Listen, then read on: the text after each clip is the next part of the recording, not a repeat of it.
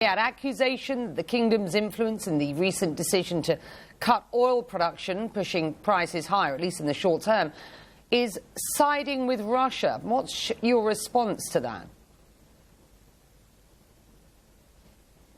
Saudi Arabia is not siding with Russia. Saudi Arabia is taking the side of trying to ensure the stability of the oil markets, which benefits consumers and producers alike. We have been doing this for decades. We try to make sure that we don't have erratic swings in prices so that we can have logic when it comes to investments, when it comes to lending, and when it comes to prices. The Kingdom of Saudi Arabia believes in this strongly.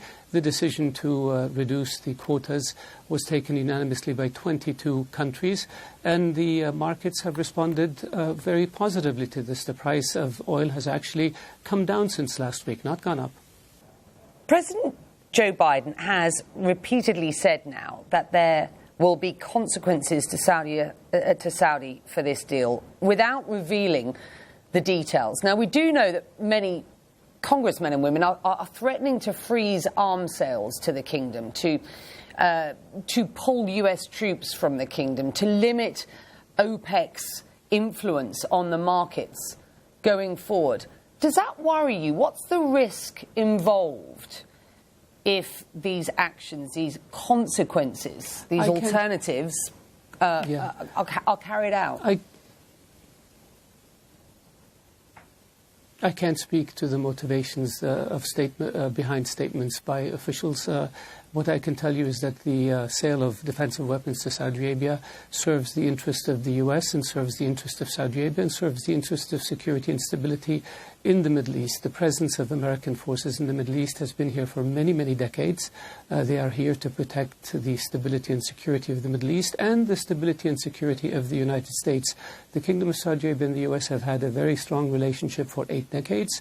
They have been very close partners in fighting extremism and terrorism, in maintaining stability and security, in defending the region, and have been very close allies in terms of economic and trade and investment. And we hope that this relationship, and look forward to this relationship continuing for the next 8 decades.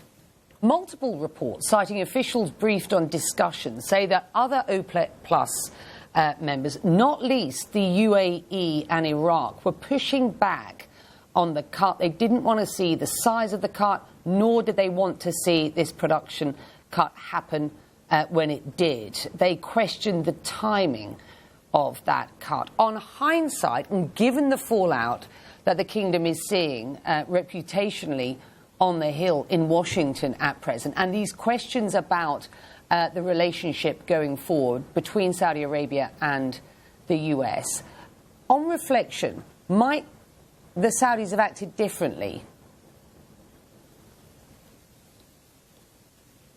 Well, we have what happens in discussions before decisions are made is something that really I was not privy to because I wasn't during the talks. But what I can tell you is what counts is the bottom line.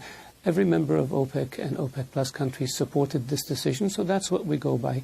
With regard to speculation or statements to the contrary, I don't subscribe to those because I believe that the bottom line is everybody agreed to it, so it was a unanimous decision. So that's one. And with regards to looking forward, I think we're looking forward to more stable markets, and we're looking forward to markets that are adequately supplied, and we're looking forward to avoiding erratic behavior in the markets, and this is what Saudi Arabia has been doing.